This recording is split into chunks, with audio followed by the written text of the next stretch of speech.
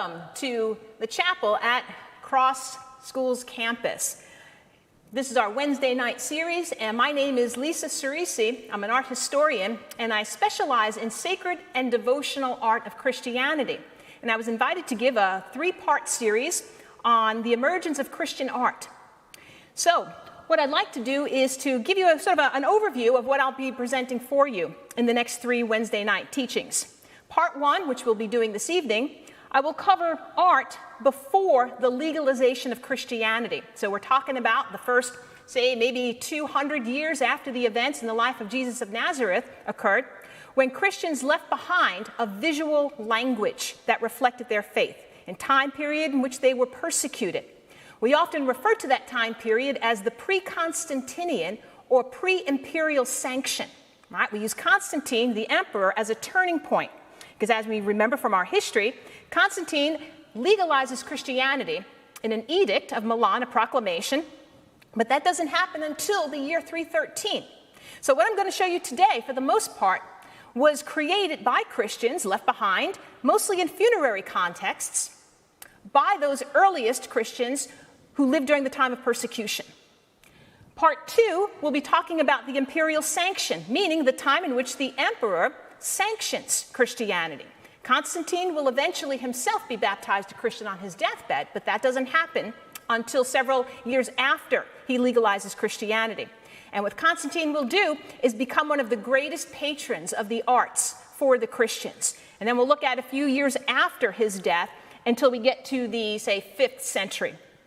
Part three will cover what we call the Carolingian Empire, in every way associated with Charlemagne or Charles the Great, and as he started to spread Christianity throughout the West, and the Latin Church is going to be formed. And that will cover the 8th to the 9th centuries. So tonight's material, as I said, is going to address that visual language that was left behind by Christians who lived under Roman law in a time when they were being persecuted. This map over here gives you an idea of the extent of the Roman Empire around the year 300.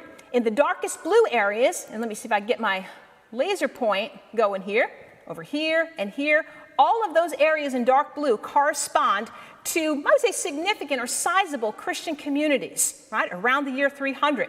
What we're going to do tonight is focus on some of that visual culture left behind right there in the city of Rome, Rome being the heart and soul of the entire Roman world. And we're going to be looking at mostly funerary art, meaning images that were left behind in catacombs. At the same time that there was some of that visual language of Christianity formulating just outside Rome in the catacombs, we also have another area, move over the map, going all the way east, just off the Euphrates River, the Fertile Crescent there, not far from today's Syria, where there was another Roman outpost known as Dura Europos. It's not appearing on the map, but it's roughly where I've had the cursor right now. There's some early wall paintings that date to around the same time as the catacombs. So we're putting this in the first half of the 3rd century, so around the year 240. And that's what we're going to be looking at only back here in Rome. But just to give you an idea of when some of the earliest images start to emerge. So, as I said, part one, tonight's material will be the pre-Constantinian art. And notice I have the word art in quotation marks. And the reason for that is, when we think of art today, we think of these images or objects that are beautiful expressions of an idea, a concept, an emotion, but something physically beautiful and pleasing to look at. We can't use that definition for what we're going to look at tonight, because what I'm going to show you doesn't really fit the classical definition of beauty. But rather, I'll argue that the beauty is not in the physical appearance, but rather of the concept that it reflects or symbolizes, the beauty of the Christian faith, which was so important to the earliest Christians. So we're going to be focusing on the catacombs. And I'm sure many of you are familiar with catacombs as underground burial chambers. And the most famous of all are those just outside the city of Rome, or the original old walls of the city of Rome. And I'll be showing you some in a moment, but I want to give you a little bit more about the catacombs and understanding that the pagans, the Jewish people, and the Christians all had catacombs to bury their dead. And depending upon what images would appear painted on the walls would determine who the dead were. If they were pagans, they may be scenes from mythology. If they were Jewish, well, it would be symbols of the Jewish faith. And then if they were Christians, there would be scenes from both the Old Testament and the New Testament. And the images that we're going to look at today, as I said, appear in the catacombs and date to around the 3rd century of the Common Era, or AD. And I often get the question is, well, why aren't there earlier images, say like the first 100 years after Jesus of Nazareth walked the earth? And in part, it had to do with, well, it was a time period when Christians were being persecuted, and they were fearful of outwardly representing their faith. Another is that these Christians did not have the visual language, the vocabulary to represent their faith. It's evolving. And when it does evolve, they're going to be heavily dependent upon Roman models. And we'll see how that plays out over some of the images we look at in the catacombs. What I have here now is just a map to help, again, you understand where these catacombs are located. This is a map of the city of Rome. And if we think about places like within Rome, like the Colosseum, which is right next to the Forum, that would have been the heart and soul of the city of Rome during the time of the empire. Now, the area that's in dark gray, this corresponds to the original Severan walls that were built around the city of Rome, which date to around the 4th century BC. That in lighter gray corresponds to the Aurelian walls, which were built around the 3rd century of the Common Era. And what I want you to realize is that all of these sections marked by crosses, or in some cases by a candelabra, reflect the locations of the catacombs, both for the Jewish people and the Christians. There were some 60 in all. Of those 60, today there's about 5 that are accessible for tourists to go through. And we're going to look inside several of those at some of the images. But also what I want you to get an understanding is that the practice was such that whether you were pagan or Christian or Jewish, you would be buried outside the walls of the city. Those walls are very different from any walls today, right? As you can see here on this map. And just as a point of reference, there we have Vatican City. Vatican City, built upon the Vatican Hill, was originally outside the walls of the ancient Roman city. And that will become very famously the final resting place for Peter, the apostle. So I'll mention that a few more times later throughout this presentation tonight. The other map here gives you the location of the first catacomb that we're going to look at. The catacombs associated with the woman Priscilla. And I'll introduce her in a moment with the next slide. So, what I'm showing you here is a street view of the Via Salaria in Rome, which has the main entrance to the catacombs of Priscilla. Today, this monastery was built, as far as I understand it, in the early part of the 19th century. It's actually a convent of Benedictine sisters who took the name of Priscilla. So if you go there today on the Via Salaria and you want to enter into the catacombs of Priscilla, you would enter through this Benedictine convent. Underneath there are the catacombs. Now, the catacombs of Priscilla were in use probably from the 2nd to the 5th centuries. And that was pretty much the practice for the catacombs to be in use until the 5th century. Beyond that, there were different types of burial practices, so the catacombs no longer come into use. But shortly after the 5th century, what happened to the catacombs is they were more or less sealed up and then were looted repeatedly by those Germanic tribes who were sweeping across the map with their goal on the city of Rome. They were sacked, they were looted, they were pilfered.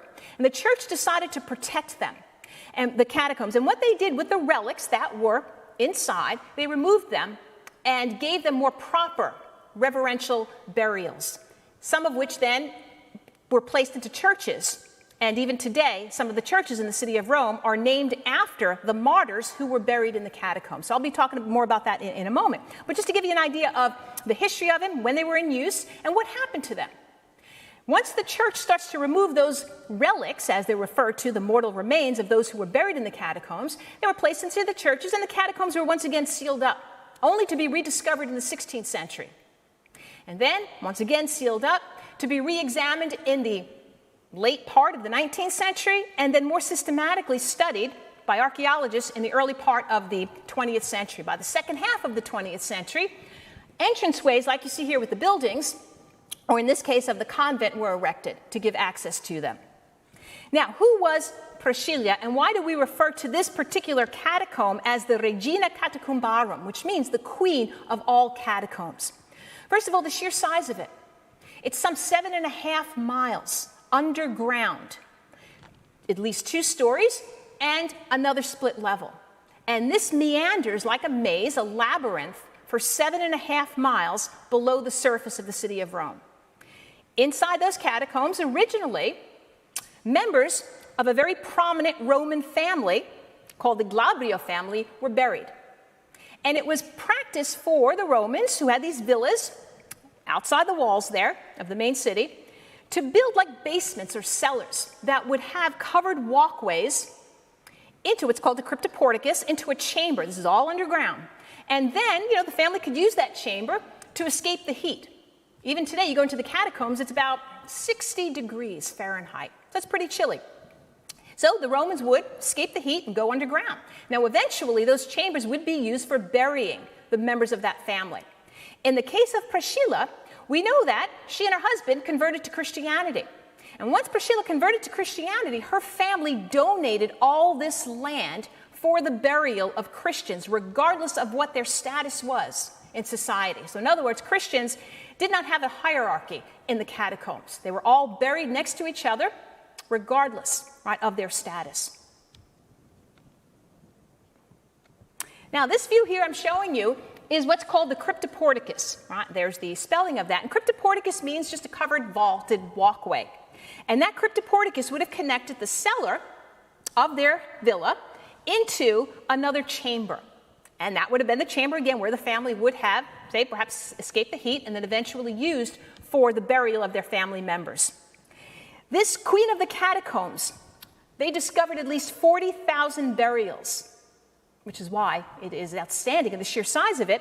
And among those, there were 7 popes and many martyrs, those who were unwilling to renounce their faith and instead faced execution by the Romans because they were Christian. So there's a view of the cryptoporticus the way it looks today. And you can go through a tour of this. You can't explore all 7.5 miles of it, but there's certain areas that they designate for tourism.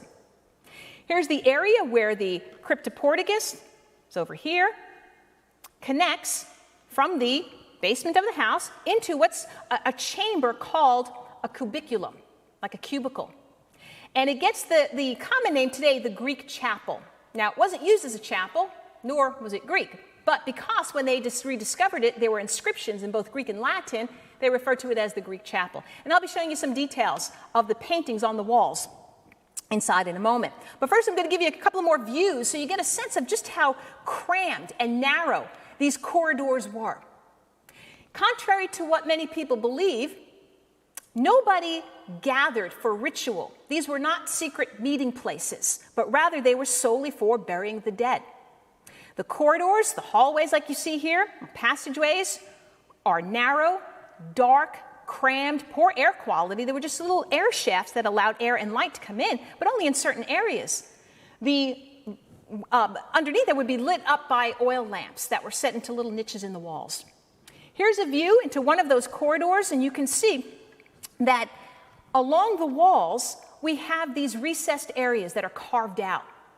They look like little shelves, or what we call loculi. And that's where the deceased were buried. Their bodies were sprinkled with like lime and then shrouded. They would be placed into these openings, the larger ones for adults, the smaller ones, sadly, for children. But then they would be sealed up. If you were a wealthy family, perhaps you could afford to have a marble slab sealing it up. If you were poor, terracotta tiles would be placed over the opening. And then, in both cases, you would have plaster covering that, and then on the plaster, paintings. Now, the under the ground of Rome, underground, it's volcanic material called tufa. And when you first excavate it, it's very soft. But as it's exposed to air, it hardens, and it becomes a perfect medium for building these tunnels and chambers underground. Another type of burial niche, which you see over here, is called an arcosolium. Arcosolium because it has an arch like you see here, a recessed area, like a little shelf. Now, a wealthier family perhaps would then pay for that and then have the sarcophagus, a stone coffin, set in that niche, and sometimes the back wall painted as well. And you can see if we go down this hallway here, there's several of those. Arcosolia is the plural. Here's another view of the corridor, and as you can see, to both sides, from top to bottom, right, you have those recessed areas. We said 40,000 people, at least, were buried there. To get a sense of scale, I often like to show you pictures with people in them, because often I get asked, well, how large are they? Well, here you can see the Bishop of Rome, Pope Francis I, given a tour through the catacombs. I would say he's a man perhaps of at least 6 feet. So you get a sense of just how high the ceilings are and how large those loculi are. Pope Francis visited the catacombs on November 2nd of 2019 to celebrate Mass for All Souls Day. He claimed it was the first time he had ever been into a catacomb. And he celebrated Mass in honor of our brothers and sisters who were martyred during the Roman persecution. But that, again, gives you an idea of the sense of size and scale. Now, should there be need for more of these loculi, very simply, they could excavate the grounds deeper. So, again, in some cases, the ceilings are a little higher, in some cases lower. And that was because, as you needed the recessed areas for burials, right, they would just continue to add those at the bottom. There's another view. I mean, you could get lost in these corridors as they meander, as we said, for about 7.5 miles underneath the ground. You can only visit the catacombs with a guided tour. You cannot explore them on your own. You have to make appointments in advance. So what I'm going to take you through is one of the cubicula that we see in the catacombs of Priscilla, and it gets the name, the common name of the Veiled Woman. And it gets that name because on the back wall, just below the ceiling, there's a painting, fresco painting, of a woman with a veil. And we're going to look at that in detail in a moment. But, so you're not confused, she's not the focus of this catacomb. Rather, the focus, at least symbolically, would be at the peak of the ceiling on this little dome. And it's an image of Christ as the Good Shepherd. Now, Christ as the Good Shepherd is one of the earliest images of Jesus that was created by Christians. And there's a reason for that, which I'll get to when I give you a detail of it. And he's one of the most frequently depicted images of Christ that we have in these catacombs during this time period of the 3rd, the 4th century. As we get closer to it, we start to see that there's a lot going on here. And the way in which they arrange these pictures, quite honestly, is very similar to the way in which the Romans would have organized their pictures when painting on the surfaces of walls or the ceilings. So in other words, the way the pictures appear are in these frames. And the frames are made up of geometric shapes, either circles or half circles. And they're arranged on the walls in a variety of ways, just like the Romans would. In fact, the very technique of painting on the walls, which we call the fresco painting, is exactly the way the Romans would have done it. The Christians just adopted those techniques, but modified it in a new context for them, and in order to suit their own needs, their own agenda. And that's what we're going to be looking at when we look at the details here. Here's another view of the same ceiling, just from a different angle, directly beneath, looking upward at that little domed ceiling. Right there in the center, larger than any other image, is Christ as the Good Shepherd. As it extends outward to the lower areas of the walls, right, going down towards the floor, notice 4 little extensions. It starts to take the shape of a cross. Now, that was intentional.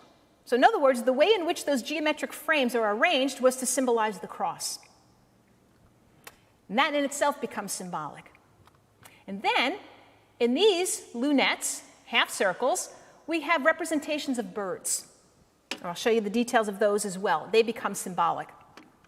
In these areas here, called the pendentives, that's the architectural term, we have more birds. They're doves, and I'll show you detail of those as well. And all those birds become symbolic as well in this Christian context. Then as we come down the sides here, we have the Veiled Woman, and I'll show you the details of that in a moment as well. Over here, the 3 young Hebrews in the fiery furnace from the book of Daniel. On this side, we have the narrative of Abraham and Isaac, Abraham willing to sacrifice his son Isaac until the angel of the Lord intervenes. And then over here, we have the story of Jonah. And you wonder, why do they choose those specific narratives to be depicted in the context of a catacomb? There's a very meaningful reason for that, and that's something that we'll discuss as we get to the details. But first, we want to go to the most significant figure. Christ is the Good Shepherd, which is larger than any other, and we call it the hieratic scale. All right, the hierarchy there, Christ is the most important, therefore shown as the largest. Now, one of the questions that I often get from people is that, well, why are Christians representing their God when it explicitly states in the Old Testament, thou shalt not make to thyself a graven thing, nor the likeness of anything that is in heaven above or in the earth beneath, nor of those things that are in the waters underneath the earth. Well, what we have to realize here is a couple of things. First, that not every person in the Roman world who accepted Christ as their anointed one, their Messiah, or Jesus as their anointed Messiah, was coming from the Jewish faith. They didn't have the same sensibilities. And the other thing, too, is if we refer to the Gospel of John, chapter 10, in his own words, Jesus says, I am the Good Shepherd. You know, for those who recognize Jesus as their Christ, as their Messiah, their anointed one, that was almost like a justification. Well, if Jesus referred to himself as the Good Shepherd, therefore, it's acceptable to represent him that way. It's not a graven image, means it's not carved, but rather painted.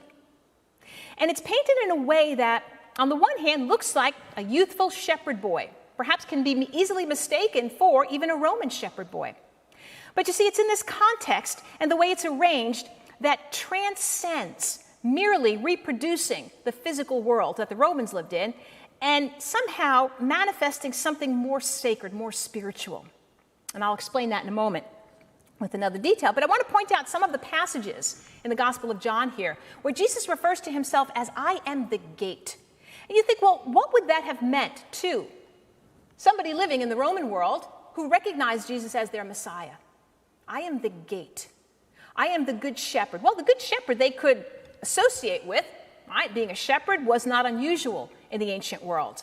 The poorest of the poor were often shepherds, both male and female. And therefore, it was something that they could relate to. The sheep follow the shepherd. The sheep know their shepherd, and the shepherd knows the sheep. Well, Jesus will protect them, lay down his life for them. But this idea of the gate, a gateway into another realm, a spiritual realm of bliss and paradise. You know, in the Roman world, they were familiar with the concept of the underworld, an afterlife for both good, meaning Elysium, and the evil dead, Tartarus. Now, for a Christian to accept Christ as the gate to that spiritual realm, in a way it would supersede for them that which was promoted by the Roman world, in Roman mythology, Pluto, Hades. So the idea there, too, that they could relate to as a gateway to another realm, a good realm. Also, if we're coming from the Jewish tradition, hell as an eternal damnation and torment is a merger of the Hebrew concept of Sheol, the place of the dead, which is translated as hell into English, and Gehenna, where the fires roar eternally. So it wasn't something that would be so unusual for them, but just presented in a whole new symbolic way as the Good Shepherd. So here, one of the earliest images of Jesus as the Good Shepherd in the catacomb. He stands upright, frontal, wearing a short little tunic, clean shaven. The earliest images of Jesus show him without a beard. He's got actually a ram on his shoulders. And then, to both sides of him are more sheep and a ram. Then there are two trees there, and perched above the trees are doves. Doves become a symbol of peace, a promise, the covenant that God made with his people. And the way it's presented there, as I said, could be easily mistaken for an image of a pagan Roman shepherd boy in an Arcadian type of a setting, a garden-like setting. But for the Christians, it would mean something very different, as we just outlined in the Gospel of John. The other thing, too, to point out there, and I have it highlighted, another verse from that John chapter 10, where Jesus says, I have other sheep that do not belong to this fold. So in other words, not only was Jesus speaking to the Jewish people, but all the Gentiles as well, all inclusive. The idea that salvation is universal. That would have resonated loudly and strong, widely among the people. Also, what comes to mind with the Good Shepherd is also Psalm 23, which many of the Jewish people would have been familiar with already. The Lord is my shepherd. Now, for those who were Jewish, who were completed by recognizing Jesus as their Messiah, they could see the typological pairing, meaning the Old Testament, Psalm 23, the Lord is my shepherd, fulfilled in the Gospel of John 10.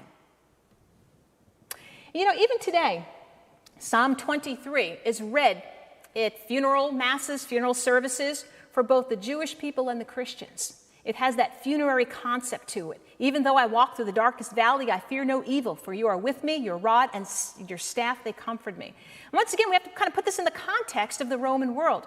Christians were being persecuted. If you weren't, among the elite of Roman society, the world was chaotic, right? Anarchy, if you will. So something like this was very soothing, this promise of Jesus as the gate to something far beyond the physical world that they lived in. And here's another detail of it. And notice, I pointed out before, Jesus is shown youthful and shaven. That image that we have today of Jesus with a full beard, more mature-looking adult male, that is yet to evolve. But these are the earliest that we have. As we move about the ceiling, coming down to the side walls, so there are birds represented. Here we have a peacock and then another peacock. Now the peacocks are not an invention of Christianity, certainly not. In the ancient world, peacocks symbolized eternal life, the universal, something about a heavenly realm, in a sense. Because the understanding was in ancient mythology that the peacock, the flesh of the peacock, was uncorrupt. It did not decay. Well, for the Christians who were familiar with that symbolism of the peacock, they adopted it from the ancient traditions, the pagan traditions, and now it becomes part of the attributes of Jesus. In other words, the peacock comes to symbolize Christ, his resurrection, eternal life, and represents something about the spiritual, the heavenly realm. The other bird that's represented in the lunette are quail. Now, quail are sociable little creatures, and they prefer to be grounded. They would run before they fly. So the quail, in one sense, I suppose, could represent the flock of Christians there, sociable, gathering, but also the idea of the earthly sphere. Quails representing earth, the peacock's heaven, and then Christ at the middle of that. The doves, which appear in these sections here called pendentives, hold an olive branch, and they symbolize, on one level, the soul that reached divine peace, a symbol of peace. What we're going to realize is that many of the images, the pictures, the symbols that the Christians created, especially leaving behind in the catacombs, have many different levels of meaning to it, and it keep adding on to it, level upon level. You have to literally peel away at every level of meaning. And what we don't see happening in this time period are stories, or narratives as we call them in art history, unfolding in a chronological sequence. That will come, but much later. So what they do instead is just take abbreviated passages from those, like just the Good Shepherd, and represent it as both part of that larger passage, but also something that will transcend it. And I'll explain that when we look at some of the pictures of the Old Testament narratives. There's a detail of the peacock. They're not in the best condition, but not too long ago, I think it was back in 2013, these paintings were restored.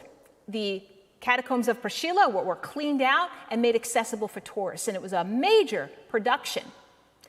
And I'll give you a link a little bit later in this presentation tonight where Google Map has created a virtual tour, a project that you could explore them moving through the different rooms and corridors of the catacomb.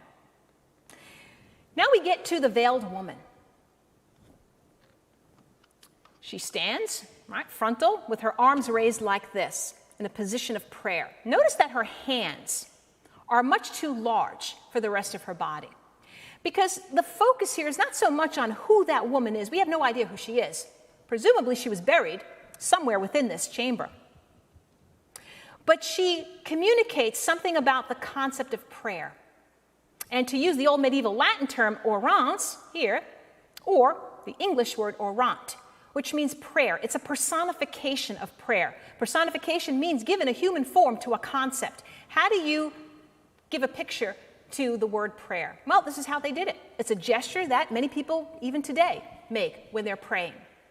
And she looks upward into heaven, or at that image of the Good Shepherd. She has a veil on her head, and she wears a long tunic.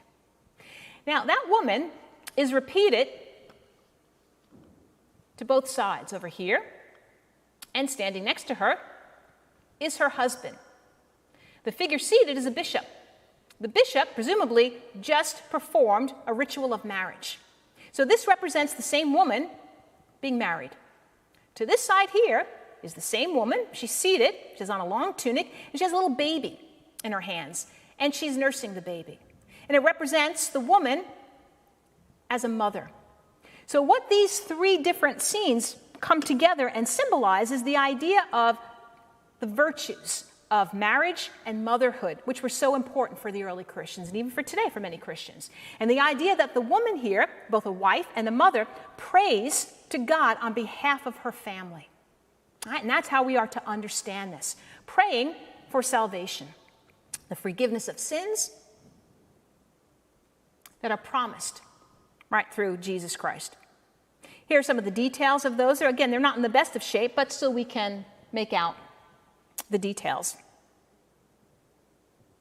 There's the main view again, so you understand the relationship of these pictures with one another. Remember, Christ is the Good Shepherd, directly at the peak, the most important. As we come down the sides, all right, towards the ground level, they sort of descend in terms of their importance. So they're still important, but not as important as the figure of Christ there. The next scene we're going to look at is right over here on the side walls. The Hebrews in the fiery furnace. Remember from the book of Daniel 3, where Shadrach, Meshach, and Abednego refused to worship a false god. Their punishment was to be thrown into the fiery furnace, burnt alive. But God protects them. It shows that even in the face of persecution, they were unwilling to renounce their faith. Once again, think of what was going on in the Roman world where Christians were being persecuted, killed, and yet would remain steadfast to their faith. And what that represents, too, is God's protective care of the faithful, and it becomes a lesson of salvation in the midst of persecution. Now, the passage from Daniel 3 is very long, yet they only chose this particular scene to represent. You don't get all the details of that fiery furnace, but you see the flames. Whoops, sorry about that. Let me go back down here. And we have the three young Hebrews shown frontally, once again with their hands in prayer. And we think about the passage from that account where they're praying. Then the three, as with one mouth, praised God and glorified and blessed God in the furnace. So it shows them in the act of prayer. Above them is the dove with an olive branch, symbolizing God's presence, protecting them. The Hebrews wear unusual attire. They have these Phrygian hats, as they're called, the short little tunics and the tight leggings. In other words, they're wearing Persian clothing because they were understood to have been living under the Persian authority, the Babylonian. On the other side, we have the story from Genesis 22, where we have the father, Abraham, who was so obedient to God that he was willing to sacrifice his son Isaac.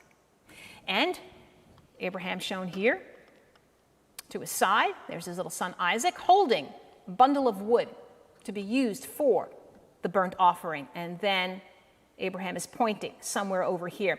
What we don't have depicted here, which we see much more popular as we get, say, into the Middle Ages and the Renaissance and beyond, we don't see the moment when Abraham is about to sacrifice his son by taking his knife and piercing the neck of his son, and then the angel of the Lord intervening and stopping him. Instead, one of the earliest images that we have in the Christian context of this particular passage appears this way. This section here is damaged. You know, for Christians, when they depict this passage of Abraham and Isaac, it becomes a prefiguration of God the Father's willingness to sacrifice his son Jesus for the remission of sins. And it's understood, again, the New Testament passage as a fulfillment of the Old Testament. A typological pairing, as it's referred to. Then, as we move about that same ceiling, we get to this scene here. It may not be so easy to see, but what we have here, with an open mouth, the gaping jaws of a sea creature. And there's its long neck and its body and its serpent-like tail. From that open mouth is spewing the figure of Jonah. This is the story of Jonah. Now, later on, we'll see full cycles of pictures unfolding the entire narrative. But here, they singled out one point, the moment when Jonah is being spewed out from the belly of that beast. After 3 days, right, he's in the belly of the beast, praying fervently, calling out to the Lord in his distress, and then he's spewed out unharmed. For Christians, that becomes a prefiguration of the entombment of Christ and then the resurrection. So it's, once again, a sign of hope, of salvation, and of life. Okay, so we're going to move around the catacombs there a little bit until we get to that next chamber, which I referred to before as the Greek chapel. Remember, it's not a chapel, was not used for worship, and certainly not Greek at all. And one of the first things we notice about it is the amount of wall painting. From the lower sections here, which look like marble, painted to look like marble, all the way up the side walls and into the ceiling itself, and then down the other side, which tells us that it must have been a very prominent family, were Christians, that were able to, absorb the cost of all this wall painting. And all the pictures that appear there reflect both the Old Testament and New Testament passages. When it comes to painting decorative panels like you see here, and here's a detail of that. This is typically what the Romans did. It's called the first style of Roman wall painting. But it gives the sense of grandeur or splendor. But it's really what's above that we want to focus on. I'm going to go back to the slide here for a moment and point out some of the pictures that relate to narratives, which I'll show you in details in a moment. So for example, right over here in this corner, a very abbreviated picture of Noah in the ark.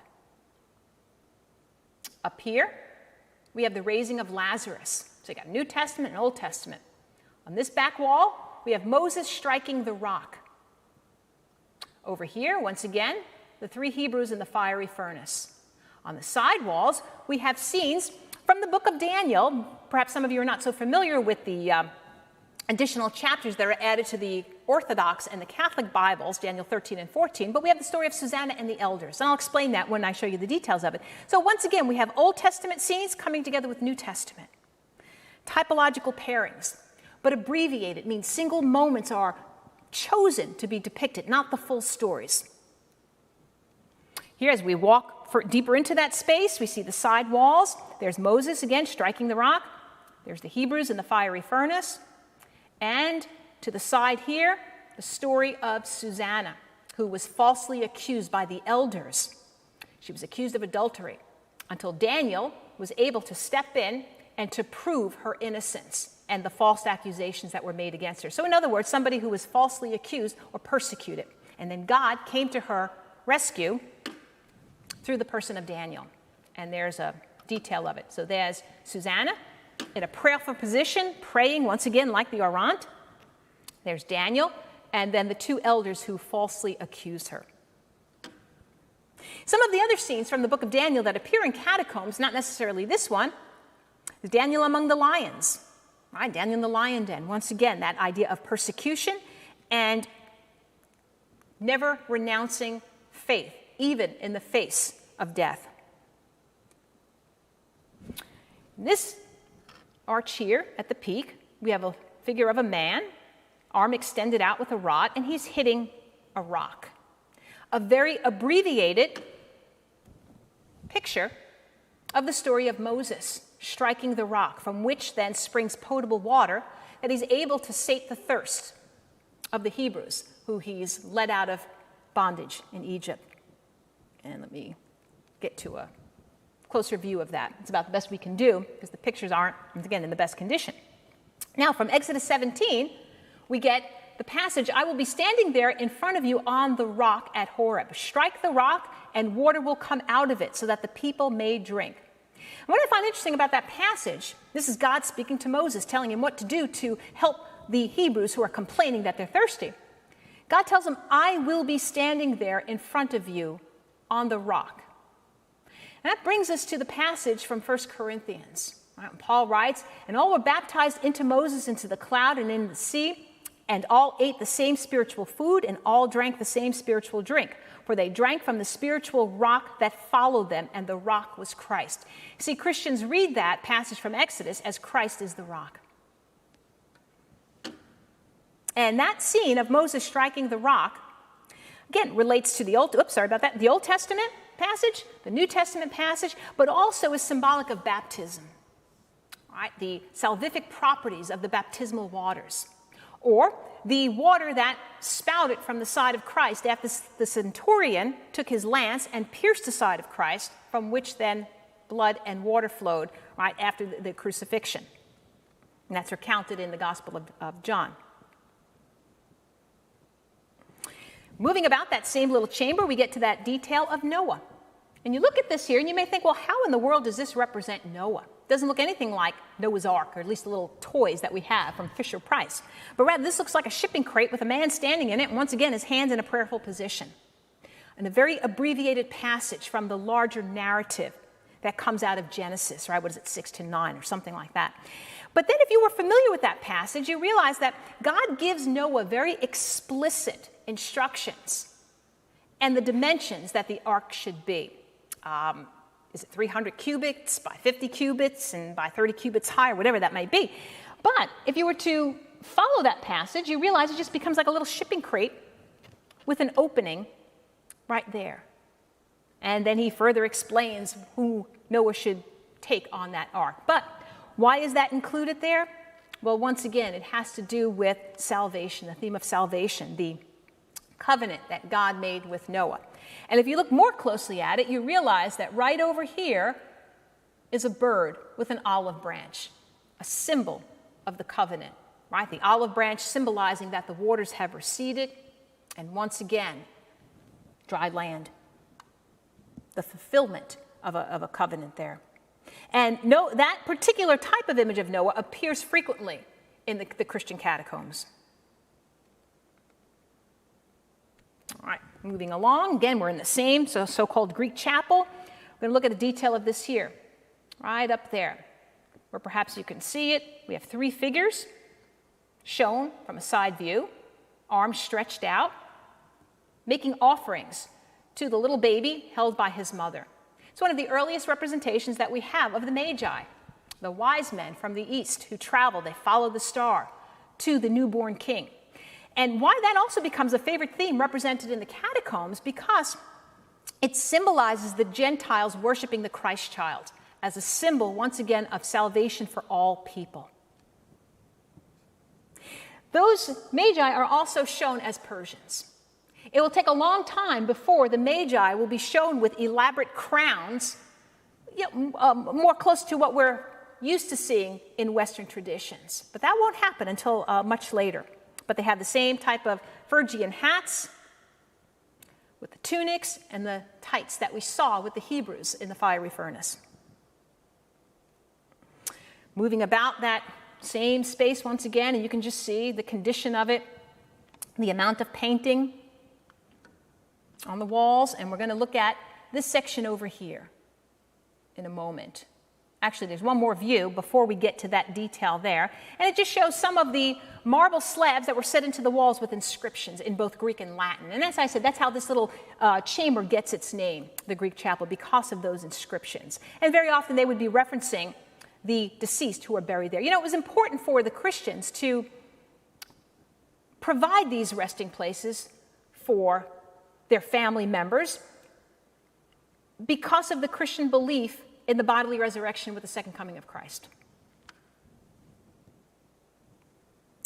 Here's the view that I want to point out here, but before we get to the detail, I want to show this here. We have several figures seated behind a table. That table curves a little bit. And then to both sides, we have these baskets. Over here are 4, over here are 3. And those baskets are filled with bread. And then on the table, that's set before them, we have plates with fish. Now, what is going on here? We often refer to this as the fractio panis, or the breaking of bread. In other words, it shows perhaps women and men seated at the table, breaking bread, celebrating some kind of a banquet or a feast. The fact that it has Eucharistic references is quite clear because of the number of baskets, the 7 of bread and the fish on the table. A direct reference to the multiplication of the loaves and the fishes. But this isn't meant to be the Eucharistic liturgy, at least not how it would evolve later on, because there was no fully evolved ritual at this time. But it's certainly the forerunner of it, the precursor. This most likely reflects a type of banquet, perhaps, a memorial meal, or what's known as the agape, that was celebrated in this little space there by the family members of the deceased. Eventually, as I said, that agape memorial meal would evolve into the Eucharist. And the baskets of bread and the fish on the table make that very clear, that it's the forerunner of that. All right. Pulling back a bit from that, the banquet scene is right in that section here. Here's a link, and I think I give you these at the very end of the presentation. If you had wanted to explore that virtual tour that Google has accessible through Google Map, you can do so by clicking on that, and it could take you meandering through the catacombs of Priscilla.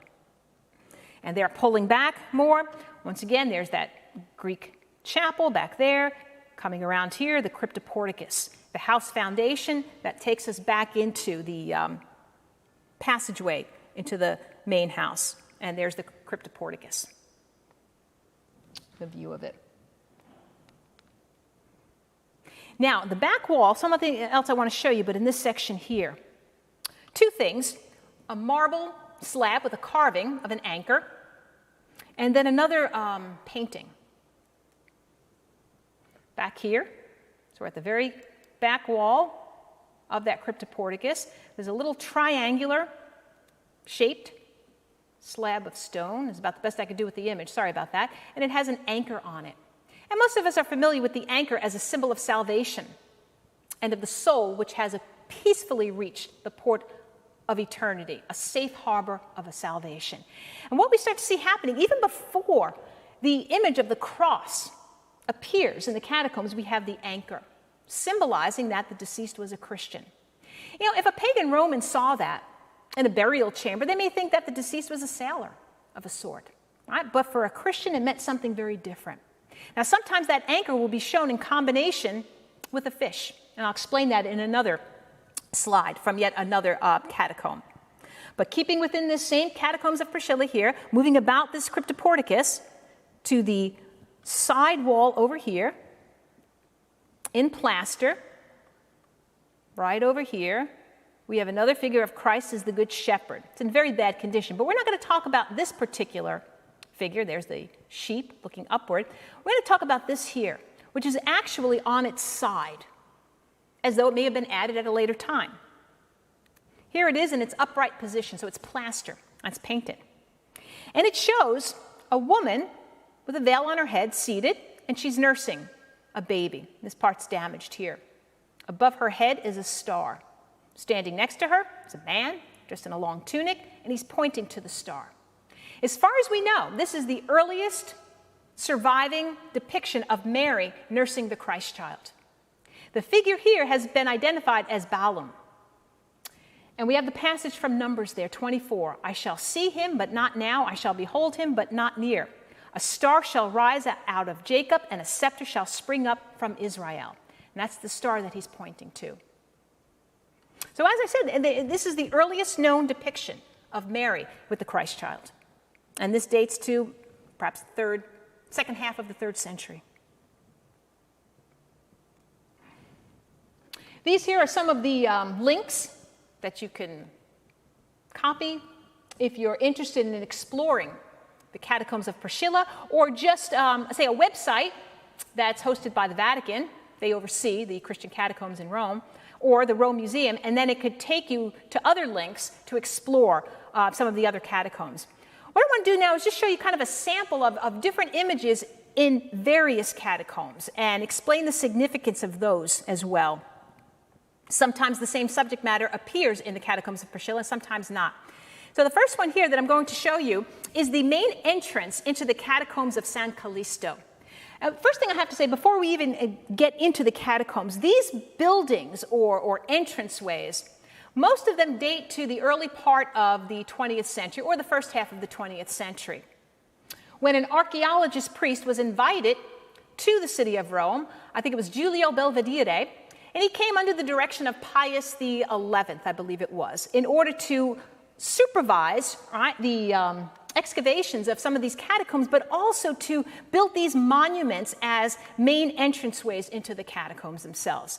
But this is the catacombs of San Callisto. This is along the Via Appia Antica, so again, outside those original old Roman walls.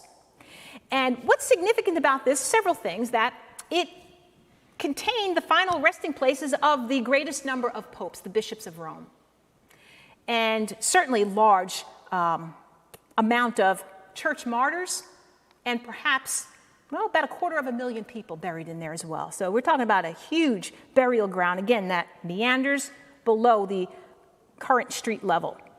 This became the official cemetery of the Church of Rome by the 3rd century. So even in a time period, again, when the Christians were being persecuted, these burial grounds were the officially designated cemeteries for the Christians. It's a strange thing under Roman law, because even in times when the Romans were persecuting the Christians, the Romans protected the Christian property, the burial grounds, right? The Christians were allowed to purchase the land. They were allowed to bury their dead. It's almost as though the Romans had more respect for the Christians when they were dead than living. But the Roman law protected these catacombs. There's a view inside, just to give you an idea of what that looks like. We have the same type of loculi there. This is the so-called Crypt of the Popes, where, again, many of those early church figures, the martyrs, they were bishops of Rome and get that title, papas, right, the endearing title of father, the head of the church there, buried in these, this particular one. There's another view. Santa Cecilia was also an early church martyr, St. Cecilia, and there's a more modern depiction of her there, shrouded. And it shows you the way that their bodies would have been shrouded and placed into those niches. But the scene that I want to look at closely here is this here, right? The fish with a basket of bread. And we see a basket here with a bunch of look like little dinner rolls and a fish. And what does that symbolize, right? On the one hand, it's food, necessities of life. But you see, for a Christian, that would symbolize something profound. And very often people ask me about the origins of how does the fish come to symbolize the Christian faith? Well, here's how we work it out in this acrostic. You know, the fish has many levels of symbolism to it. Jesus says to his disciples, I will make you fisher of men. And there's that reference to it. There's also the reference to the multiplication of the fish and the loaves of bread, which, as we said, is sort of a precursor to the Eucharist. But you see, what happens here is, for the Greek word fish, ichthys is how it's pronounced. Here's the spelling that we use, transliterated. Means these letters here are from the Latin alphabet, but they help us produce the sound of the Greek alphabet. So here's the Greek spelling of ichthys. And that word means fish. And it comes about, as we said in this acrostic, because the iota, this here, is the first letter in Greek of the name Jesus, Jesus. The chi, which looks like an X in Latin, but is the chi in Greek, is the first letter in the name Christ. The theta, which is here, genitive, gods. The upsilon, which is there, son, and the sigma, different ways in which to write the sigma here, stands for Savior. So Jesus Christ, Son of God, Savior. When you take the first letter of those words, put them together, they spell out fish, and therefore symbolize that the deceased were Christians. It's a reference, as we said, to the Eucharist as well. And we'll see that that appears frequently in these early time periods. We're talking again about the time in which Christians were being persecuted. Sorry about that, I went ahead too quickly. Here's an example in yet another catacomb. These happen to be of Domitilla, one of those, again, outside the main walls of the ancient city. And on this slab of stone, we have, once again, the anchor that you see here. We talked about the symbolism of an anchor, but now I brought you actually the passage from the New Testament, which gives us that idea of the anchor as a hope, a steadfast anchor of the soul, meaning Jesus. And it comes from Hebrews 6. But notice on the ends of that anchor are fish. You know, a pagan Roman may see this and think, well, maybe the deceased was a fisherman. But for a Christian, there was no doubt what this meant. All right, as we move through, I'm going to show you a view of another catacomb. This happens to be of Comedilla. Don't worry so much about the names there. There's no test with these Wednesday night teachings. But here you can see the entire chamber painted from top to bottom. Now, I have to be honest with you. This particular catacomb, the paintings here, date to the time after Christianity was legalized. And even though that's jumping ahead to next week, what I want to point out here is that there's going to be a change in the way that Jesus is depicted. We saw him as the Good Shepherd. That was one of the most commonly depicted ways in the time period of persecution. There were others showing him in narratives like healing the sick or the paralytic. But this image here that we're going to see on the ceiling, right there, this comes about once Christianity is legalized. And it represents Christ as the philosopher. He's got a full beard here, and he's more mature looking. He wears a toga. He's got a halo behind his head that you see here. And the Alpha and the Omega. Now, apart from the Alpha and the Omega, this could be easily mistaken for a Roman philosopher, because that's how they were depicted in Roman art.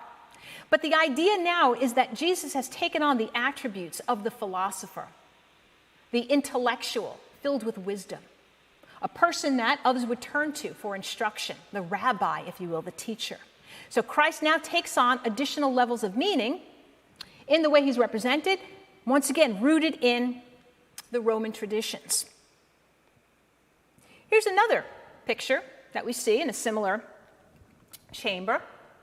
Once Christianity is legalized, we have a figure, and I'll show you detail in a moment, of Jesus enthroned. We call that the Christ in majesty. To both sides of him, we have Peter and Paul. And this takes on a different meaning apart from Christ in majesty. The understanding here is that Peter and Paul are receiving their assignments, a passing on of the law of the church. Below the figure of Christ enthroned, we have the martyrs with their hands raised up, praising the mystic Lamb who appears directly below the figure of Christ in majesty. And there's the detail so you can see. Very often, Jesus will appear in majesty on a throne, one hand raised in a gesture of blessing like you see here, and the other hand he holds a book. Apostles, and then the Alpha, the Omega, and the halo behind him. Now he's taken on that attribute as well. And there beneath him are the martyrs. And then the mystic Lamb right there. So that comes into existence, as I said, during the time period once Christianity is legalized. So these are dating probably to the, second half of the 3rd century. So after 313, that's what's important, 4th century, after 313, that's what's important to understand. There's just another image of it. I didn't know which would project better. There's once again the web links, if you care to explore the catacombs. Just to kind of put this all in summary again, we're almost finished up here. The program of these Christian catacombs, right, often reflect themes of invocation, prayer for forgiveness, like Jonah, who sinned against God. No sin is so great that we can't turn back to God through fervent prayer. Redemption and salvation. So all those Old Testament stories that we saw depicted in abbreviated form, combined with the New Testament themes, come together in a program. And that program is about salvation. The New Testament scenes, like Christ the Good Shepherd, raising of Lazarus, in some cases Christ healing the paralytic. We didn't see that, but it's there as well. Combined with the Old Testament, Abraham stories, Noah, Moses, Jonah, right? All about the promises of salvation, combined with the Orant, which, once again, is the personification of prayer. Oh, one last image that I put in here. This helps us sort of make a transition. We talk about the way Christians adopted Roman art and used it for representations of Christ. And very briefly, I want to show you this here. This is a figure of Jesus as Sol Invictus. And what does that mean, Sol Invictus? The unconquerable sun god in the Roman tradition. This relief carving here represents a pagan representation of Helios, or the Sol Invictus. Dates to around the 4th century BC. And the point is to show you this here. Here's a picture, relief carving, of a figure with a radiating, sort of like an aureole behind his head, like a sun with rays of light. That becomes the model for the halos that's often seen in Christian art. If we look at the head there of Christ, it's got the halo and the beams of light radiating. It's against a gold background. This is done in mosaic. This was found in the tomb of a Christian, the mausoleum of the Julii family. But it shows Christ as Sol Invictus, unconquerable. See, it was very easy for somebody who came from the pagan tradition, who converted to Christianity, to take the attributes of a Sol Invictus and now give it over to Christ. And the understanding is that Christ has superseded that from the pagan world. He soars across the heaven in a chariot pulled by horses, just like Sol Invictus is shown doing. There's a detail, it's not in the best condition, but it gives you an idea, again, of that adaptation and continuation, modification in a new context. We know that whoever commissioned this mosaic of Christ was a Christian, because in the same chamber we have scenes from the Jonah story. One last catacomb that I thought would be interesting to see, because I mentioned it, that the Jewish people also bury their dead in the catacombs. This is an arcosolium in the Jewish catacomb in the Villa Torlonia in Rome. And it shows in that arched, recessed area, you see here, a reference to the Ark of the Covenant, so the Temple of Solomon, which housed the Ark of the Covenant, which then contained the Ten Commandments, among other sacred objects, the candles that are used in the Jewish ritual, which would have been in that Temple of Solomon before the Romans plundered it, and some other objects that I'll show you in detail here. There's the Temple of Solomon, so Ark of the Covenant. Here are the candles. And then over here, we have the citron. Coming to this side, we have a palm branch. Over here, it looks like a flagon, and then a cornucopia. Those are objects, symbols that were used and still are used for many Jewish people in their ritual. And the citron there is a reference to the Feast of the Tabernacles. But what the message is here was to communicate that the deceased there was indeed Jewish, and that these objects symbolize that faith. So again, sometimes the only way to tell the difference between a Jewish, a Christian, or a pagan was by the pictures that they left behind.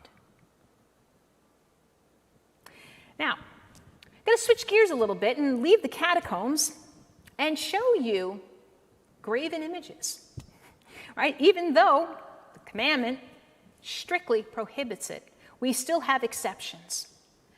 And these little figurines, and I say little figurines because they're only about maybe over 2 feet high.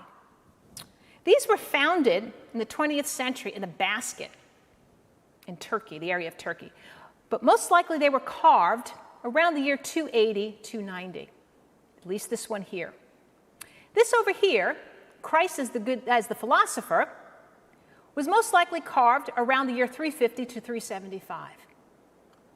Here, in the time of persecution, Jesus is shown as the Good Shepherd, theme that we've already covered. Over here, as the philosopher. So once again, we see that evolving in the time period of persecution and in the time period of the legalization. And as I said, these little figures were founded in a basket somewhere in Turkey. Who were they made for? We have no idea.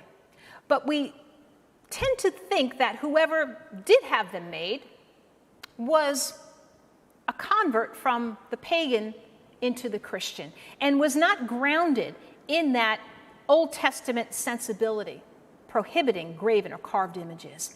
And these could have been very easily displayed in a private garden, right, for that patron. And we know that this is meant to be Christ as the Good Shepherd, and the other figure is Christ as the philosopher, because in the same collection of carved figures, we have the Jonah story. And here are some of the, and these are actually of the highest quality marble and finest carving that comes from this time period. So this patron was very affluent. Sorry, went too quickly. But it shows here the legs of Jonah sticking out of the gaping jaws of that sea creature. And then over here, being spewed out. Think of that old fresco painting that we looked at in the catacombs of Priscilla, very similar to this here. We also have Jonah showed in the prayerful position, his arms raised in prayer as the orant. So again, there's always exceptions to the rules. But as far as sculpture goes, in this early time period and well into the Middle Ages, we say it develops in an anti-monumental way. And what that means is, on a small scale, it's going to take a very long time before the Christians will create life-size figures three-dimensionally. And when they do, it's going to be of Christ on the cross. Here's just another detail of Jonah. So as I said, really some of the highest quality, carving and marble. And one last view of Jonah reclining under the vine gourd towards the end of the narrative there. Here's a detail of Christ as the philosopher. So remember, during the time period in which Christianity is legalized. And the bust portrait next to it over here shows Apollo, Alexander the Great, that type of image. Alexander the Great would identify himself with Apollo, the sun god, the god of rationality. And the reason I bring that up is because when we start to see images of Christ as the philosopher, very often there's a resemblance in his face and his hairstyle to the figures of Apollo. And once again, the understanding is there that Christ has superseded and has taken on the attributes that would normally be assigned to Apollo, like the god of the sun, the god of rationality, among other things. And one thinks of rationality with philosophical thought, right, coming together in the person of Jesus, now depicted as the philosopher. And there's another view of it. So we're just about wrapping this up here, and I thought I would introduce part 2 as a little teaser. So most of what we saw tonight dates to the time period, again, in which Christians were being persecuted, with a few exceptions. What changes all that? Well, the Emperor Constantine. So part 2, we're going to be talking about the imperial sanction. What I'm showing you here is a colossal 8.5 feet high, just the head of Constantine, meant to be a portrait of the emperor. And that was once part of a much larger statue of the emperor, like you see here, where the head, the arm, and the legs were carved in marble and attached to a frame that made up his torso, perhaps of wood sheathed with bronze. And that would have been placed inside a basilica, a building, in a niche called the apse, which was typical for the Roman emperor to be on display in a colossal statue for the subjects of Rome. But I'm showing you that because it's a portrait, a very well-known portrait of Constantine. Why does Constantine legalize Christianity? When does he do it? Well, very briefly, the year 313, he proclaims the Edict of Milan, which granted freedom to all religious groups. That proclamation came shortly after a very famous battle in history, battle at the Milvian Bridge on the 28th of October in the year 312, when Constantine, against all odds, defeats his enemy Maxentius, and he emerges eventually as the sole ruler of Rome. That will forever change the history of Western civilization, and with the legalization of Christianity, we start to see the representations of the Christian faith evolving into more complex levels of meaning and different modes of capturing the attributes of Jesus. So we'll stop there for tonight. Hope to join you. I hope you can join me again next week, and we'll get into part 2. Thank you. Good night.